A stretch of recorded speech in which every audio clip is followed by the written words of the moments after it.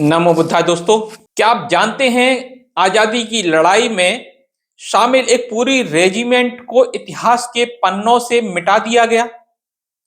एक ऐसी रेजिमेंट जिसका गठन अंग्रेजों ने अपनी जीत के लिए किया था, लेकिन जिसके सैनिकों ने गुलामी की बेड़ियों को तोड़ने के लिए अपनी ही सरकार के खिलाफ विद्रोह कर दिया था। जी हां, हम बात कर रहे हैं चमार रेजिमेंट की।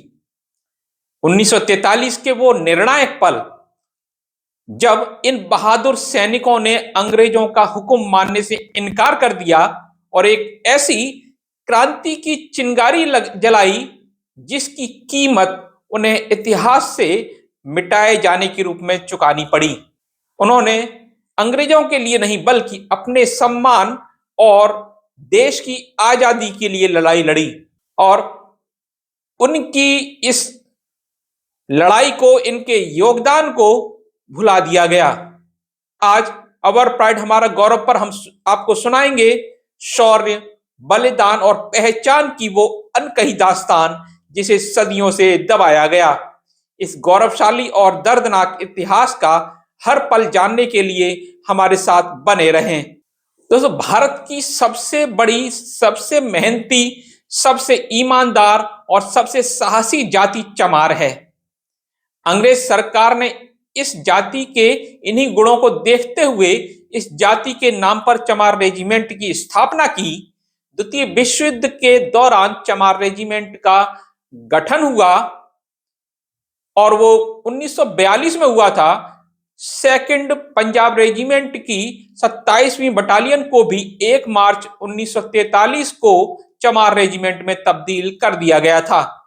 पंजाब रेजिमेंट की 27वीं बटालियन में चमार जाति के जवानों की बहुसंख्या थी।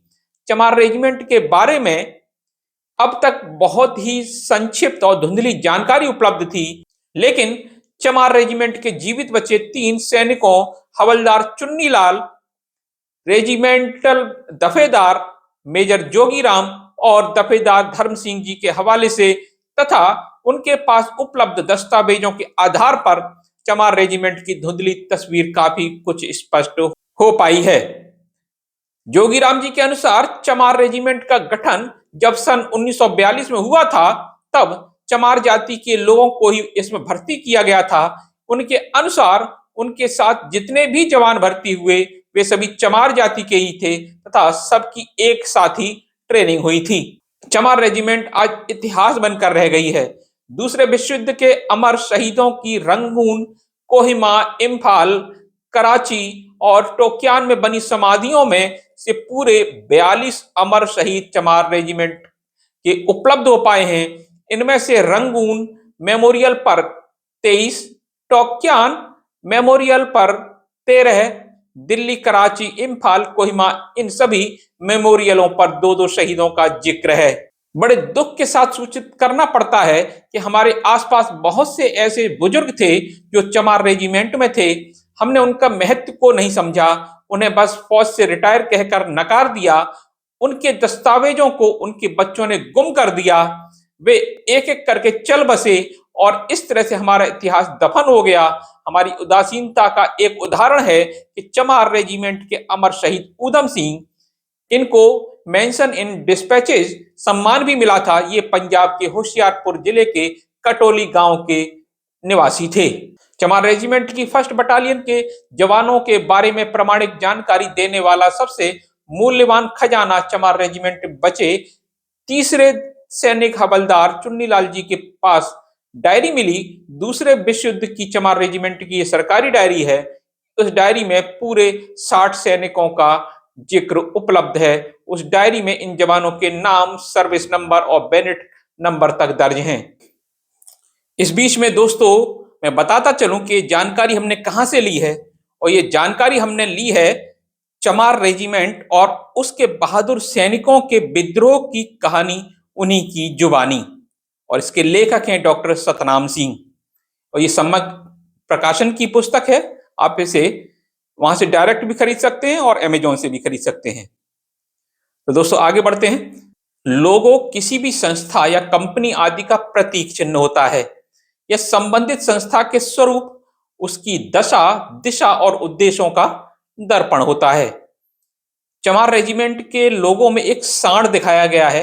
ऐसा लगता है कि वह चलने की मुद्रा में दिखाया गया है। उसका बायां पैर आगे है। उसने अपना सिर थोड़ा सा झुका रखा है। इससे स्पष्ट होता है कि वह चलने की नहीं बल्कि आक्रमण की मुद्रा में है। वह अपने प्रतिद्वंदी पर हमला करने को उद्यत है, जिसके सींग छोटे हैं लेकिन आगे की तरफ निकले हुए हैं। सांड की पूंछ छोटी है। आम सांड की तरह इसकी शारीरिक संरचना थुलथुली नहीं, पूंछ की कुछ उठी हुई स्थिति में है। इससे हमलावर मुद्रा स्पष्ट होती है। वास्तव में यह चमार जाति यानी चंवर वंश के टोटम चंवर यानी याक को अभिव्यक्त करता है। इसके नीचे रोमन में लिखा है द चमार रेजिमेंट या चमार रेजिमेंट के सैनिकों की टोपियों पर भी लगा होता था। अब हम बात करेंगे चमर या चंवर यानी याक जो है वो मूल निवासियों का टोटम था। दोस्तों, मेरा पिछला वीडियो चमार जाति का गौरवशाली इतिहास आपने देखा होगा और उसमें मैंने ये सारे जो लोगो हैं और जो टोटम है उसको मैंने वहां विस्तार से वर्णन किया है। इसमें प्रमाणों सहित स्पष्ट किया था कि प्राचीन काल में चमार जाति का टोटम चंवर या चमर यानी याक था। वास्तव में यह असुर कहे जाने वाले मूल निवासी समाज का जाति टोटम था। इसी जाति टोटम के आधार पर मूल निवासी चंवर या चमर कहलाते हैं, जो आधुनिक काल में चंवर या चमर की बजाय चमार कहलाए जाने लगे। डॉक्टर रोंगे राघव ने टोटम का सुंदर अर्थ और विवेचन किया है। आदिम जाति किसी वृक्ष, प्राकृतिक वस्तु, पशु की उपासना करती है और अपने को उसी के नाम से प्रकट करती है। चमर, चाक मूल निवासी नागों का जाति टोटम था। टोटम का अर्थ क्या है? आदिकाल में भिन्न भिन्न जातियों और गणों के अलग अलग जीव, पशु, पक्षी आदि टोटम के रूप में मान्यता प्राप्त कर चुके थे। हॉपकिंस ने इसीलिए कहा है कि किसी जाति के लिए महत्व रखने वाले पशु ही टोटम बन जाते हैं। हम बात करेंगे दोस्तों चमार रेजिमेंट द्वारा कुछ ऐतिहासिक लड़ाइयां लड़ी गई, वो कौन कौन सी थी उनके बारे में कुछ जानकारी हासिल करेंगे। द्वितीय विश्व युद्ध में चमार रेजिमेंट ने देश विदेश में कई ऐतिहासिक लड़ाइयां लड़ी थी, लेकिन सबसे यादगार लड़ाइयां आसाम और बर्मा के जंगलों में लड़ी गईं। ये लड़ाइयां इसलिए यादगार बनकर रह गईं क्योंकि इन्हीं लड़ाइयों में चमार रेजिमेंट के जाबाज सैनिकों ने संसार की सबसे शक्तिशाली मानी जाने वाली जापानी सेना को मार भगाया था। ये लड़ाइयां दूसरे विश्व युद्ध की निर्णायक लड़ाइयां साबित हुई थी। चमार रेजिमेंट के अभी तक जीवित 3 सैनिक हवलदार चुन्नीलाल, रेजिमेंटल दफेदार मेजर जोगीराम और दफेदार धर्म सिंह जी ने इस बात की साक्षी दी है कि जिस समय दूसरा विश्व युद्ध चल रहा था उस समय चमार रेजिमेंट की कुछ कंपनियां वर्तमान पाकिस्तान में अफगानिस्तान के बॉर्डर तक तैनात थीं। दफेदार धर्म सिंह उस समय स्वयं पाकिस्तान के बानू में तैनात थे। उन्होंने इस बात की भी साक्षी थी कि उस समय चमार रेजिमेंट के कई जवान इराक तक तैनात किए गए थे। इससे निष्कर्ष निकलता है कि दूसरे विश्व युद्ध में चमार रेजिमेंट की कंपनियां संसार के कोने कोने में जाकर लड़ाइयां लड़ी थी। विपरीत भौगोलिक परिस्थितियों में भी जंग लड़ी थी। कोहिमा, इम्फाल, रंगून और टोक्यान के भौगोलिक क्षेत्रों में चमार रेजिमेंट के जो जवान लड़े थे उन्हें दुश्मन से भी ज्यादा वहां की भीषण परिस्थितियों से लड़ना पड़ा था। इन सभी क्षेत्रों की परिस्थितियां एक सी थीं। यहाँ सारा क्षेत्र पहाड़ी है। बीहड़, जंगलों और नदी नालों की वजह से या खूंखार जानवरों और विषैले जंतुओं की भरमार थी। यहाँ की धरती कटीली झाड़ियों और घास से पटी पड़ी थी और इनमें प्राकृतिक नमी भी बनी रहती थी। ये वादियां वर्षा वनों के नाम से विख्यात रही हैं क्योंकि यहाँ पर वर्ष के 8 महीने बरसात का मौसम बना रहता है। जिस समय युद्ध चल रहा था उस समय भीषण वर्षा हो रही थी। इसी से अनुमान लगाया जा सकता है कि ऐसी नम झाड़ियों और घासों में, खंदकों में बीच किस किस्म के हालात रहे होंगे। इसलिए लॉर्ड माउंटबेटन ने लिखा था कि इस युद्ध की भीषणता को मुश्किल से ही समझा जा सकेगा। जो लोग इस युद्ध स्थल की भौगोलिक बीहड़ता से परिचित हैं वे लोग जरूर हमारी कोशिशों की सराहना करेंगे। दोस्तों, चमार रेजिमेंट भूखे भी लड़ी थी। ऐसी बीहड़ वीरानों के बीच वायुसेना को युद्ध सामग्री और खाद्य सामग्री गिराने में बड़ी कठिनाई का सामना करना पड़ता था क्योंकि इन क्षेत्रों में जंगल बहुत घने थे, पर्वत दुर्लभ थे, जंगलों के बीच पगडंडियां बहुत ही सक्रिय थीं। इस इलाके में बहुत कम हेलीपैड थे। यह कार्य यहाँ पर बहुत ही निराशाजनक रहा। हवाई मार्ग से गिराई जाने वाली युद्ध सामग्री और खाद्य सामग्री कई बार तो सैनिकों की पहुंच से दूर गिरती थी और कई बार शत्रु सेना के पास ही जा गिरती थी। ऐसे हालातों में चमार रेजिमेंट को कई बार भूखे ही लड़ना पड़ता था। जिन बीहड़ युद्ध क्षेत्रों की ऐसी विपरीत भौगोलिक परिस्थितियां हों, यहाँ भूखे मरने की नौबत हो, यहाँ सामने दुनिया की सबसे शक्तिशाली माने जाने वाली सेना डटी हो, वहां पर भी चमार रेजिमेंट ने अपने उत्साह को डगमगाने नहीं दिया था। इन इलाकों में दूसरी कई रेजिमेंट फेल हो गई थी, जबकि चमार रेजिमेंट यहाँ पूरी तरह से कामयाब रही थी। आसाम और बर्मा की पहाड़ियों में चमार रेजिमेंट का सीधा मुकाबला जापानी सेना से हुआ था। उस समय जापानी सेना दुनिया की सबसे बहादुर सेना मानी जाती थी।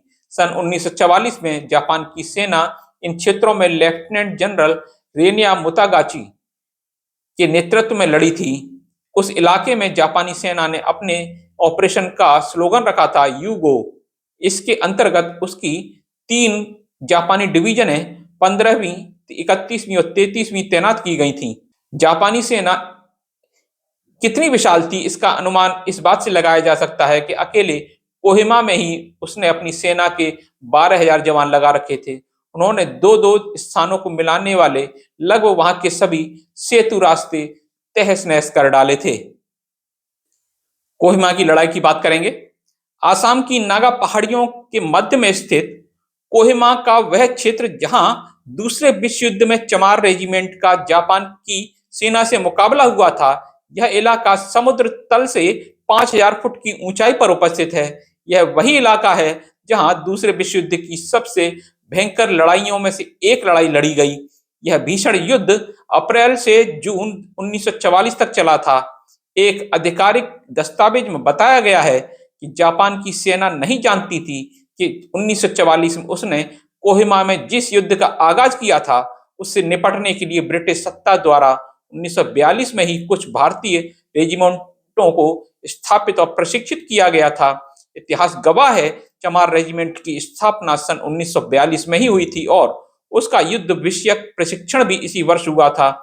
इस बात की साक्षी चमार रेजिमेंट के जीवित सैनिकों हवलदार चुन्नीलाल, रेजिमेंटल दफेदार मेजर जोगीराम और दफेदार धर्म सिंह जी ने दी थी। इससे निष्कर्ष यह निकलता है कि सरकारी दस्तावेज भी इससे सहमत हैं कि सन 1944 में आसाम और बर्मा में जापान के छक्के छुड़ाने वाली रेजिमेंट की स्थापना और प्रशिक्षण सन 1942 में हुआ था। चमार रेजिमेंट ने कोहिमा के इर्द गिर्द जापान द्वारा स्थापित कई चौकियों पर से मई 1944 में ही जापानियों के पांव उखाड़ने शुरू कर दिए थे। 31 मई 1944 को जापान की 31वीं डिवीजन के कमांडर जनरल साटियो अपनी यूनिट को पीछे हटने का आदेश देते हुए कहा था कि हम यहाँ तो 2 महीनों तक लड़े, हम इतने साहस से लड़े कि मानव की स्वाभाविक क्षमताओं की पराकाष्ठा तक का साहस हमने दिखाया, मगर अब दुखी मन से हम कोहिमा को छोड़ रहे हैं। कोहिमा में चमार रेजिमेंट इतनी बहादुरी से लड़ी कि यदि एयरफोर्स के सामने भौगोलिक समस्याएं और बाधाएं न होती तो चमार रेजिमेंट 2 महीनों की बजाय 2 हफ्तों में ही जापानियों को वहां से खदेड़ देती। इस युद्ध में दोनों तरफ की सेनाओं की जान माल का भारी नुकसान हुआ। चमार रेजिमेंट के जवान भी इस युद्ध में शहीद हुए।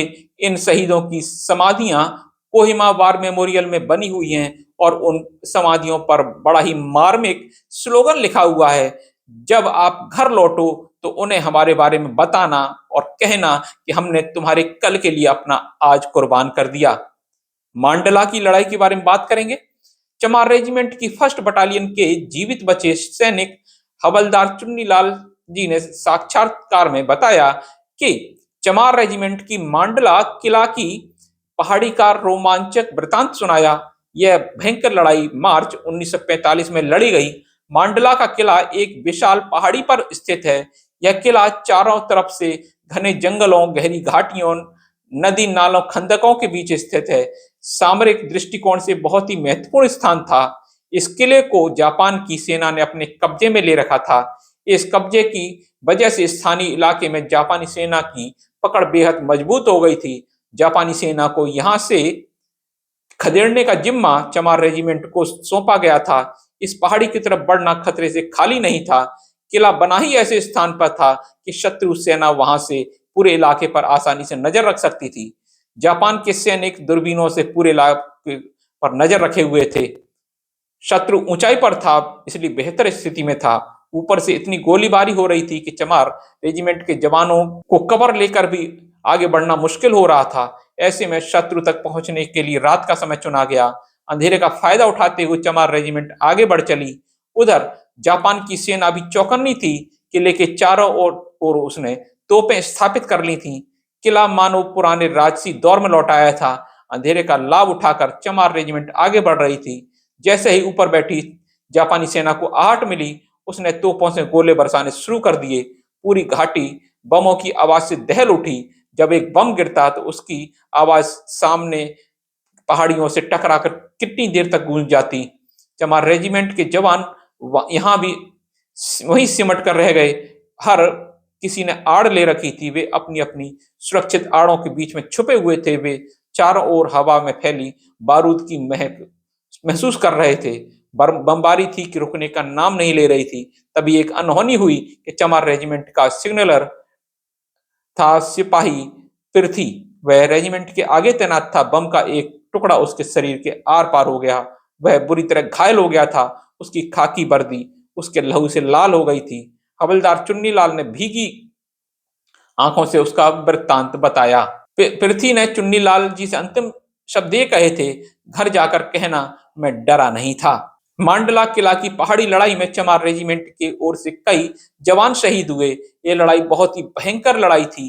अंत में चमार रेजिमेंट के बहादुर सैनिकों ने किले के चारों ओर से घेर कर उसकी ऊंची मजबूत दीवारें फांद कर उसके भीतर दुबकी जापानी सेना को बाहर निकाल किया। इस कार्यवाही में जापानी सेना को भी बहुत नुकसान उठाना पड़ा था। कामू शहर की लड़ाई के बारे में बात करेंगे थोड़ा। चमार रेजिमेंट की फर्स्ट बटालियन द्वारा लड़ी गई कामू शहर की लड़ाई सर्वाधिक यादगार लड़ाइयों में से एक थी। कामू शहर के चप्पे चप्पे पर जापानी सेना काबिज हो चुकी थी। कामू शहर को फतेह करने का ऐतिहासिक हुक्म चमार रेजिमेंट को मिला था। उस समय चमार रेजिमेंट एक के बाद एक मोर्चे पर जीत हासिल करने की वजह से बड़े ही उत्साह में थी। हुक्म मिलते ही उसने कामू शहर की जापानी चौकियों पर धावा बोल दिया। बड़ा ही घमासान युद्ध हुआ था। दोनों ही सेनाओं के बीच भयंकर गोलीबारी हुई। चमार रेजिमेंट के जवान कामू शहर में किलकारियां मार मार कर लड़े थे, चिंगाड़ते हुए लड़े थे। वे गुरु रविदास जी महाराज की जय के नारे गुंजाते हुए लड़े थे। इस लड़ाई में चमार रेजिमेंट के जवान शत्रु पर शेरों की तरह झपटे थे। शत्रु सेना की जानमाल का बहुत नुकसान हुआ था। इस युद्ध में ब्रिटिश सेना में चमार रेजिमेंट की बहुत इज्जत बढ़ गई थी। कामू शहर में चमार रेजिमेंट के भी कुछ सैनिक शहीद हुए थे। तो दोस्तों, अभी इसमें बताने के लिए बहुत कुछ था, लेकिन वीडियो काफी लंबा हो रहा था। फिर भी अगर आपको ये जानकारी जो बहुत ही ऐतिहासिक थी अच्छी लगी हो तो वीडियो को लाइक करें। इसे हर उस व्यक्ति के साथ शेयर करें जो भारत के अनसुने इतिहास को जानना चाहता है। और ऐसे ही गौरवशाली इतिहास और सामाजिक सरोकार से जुड़े वीडियो देखने के लिए आवर प्राइड हमारा गौरव सब्सक्राइब करना न भूलें। कमेंट सेक्शन में जय भीम लिखकर अपनी प्रतिक्रिया जरूर दें। हम जल्द ही एक नई और महत्वपूर्ण कहानी के साथ वापस आएंगे। तब तक धन्यवाद। मिलता हूं। नमो बुद्धाय।